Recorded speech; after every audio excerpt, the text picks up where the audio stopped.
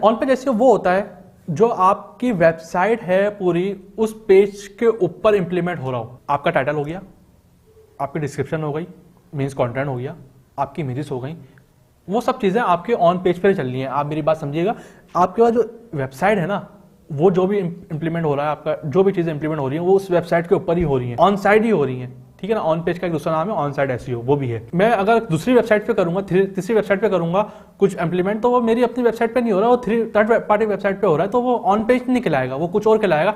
उस पर हम बाद में बात करेंगे। पहले आप मेरी बात समझें, आप कोई भी चीज़ इंप्लीमेंट कर रहे हैं ऑन पेज पर, तो वो सब चीज़ें आती हैं ऑन पेज के अंदर। लेट सपोज अगर छोटे छोटे नाम लो मैं, आपका टाइटल डिस्क्रिप्शन जो है ना ऑन पेज में आ गई, आपकी जो है ना कंटेंट ऑन पेज पे आ गया, आपकी वेबसाइट की स्पीड ऑन पेज पे आ गई, आपने कोई जो है इमेजेस लगाई हुई हैं, कोई वीडियोस लगाई हुई हैं, वो आ गया, आपका वेबसाइट का स्ट्रक्चर आ गया कि क्या स्ट्रक्चर है आपकी, अगर कोई प्रोडक्ट है तो प्रोडक्ट की डिटेल, प्रोडक्ट की इमेज, ये सब चीज़ें ऑन पेज में आएंगी जो आपने स्ट्रक्चर करके देनी है, वेबसाइट को बनाना है।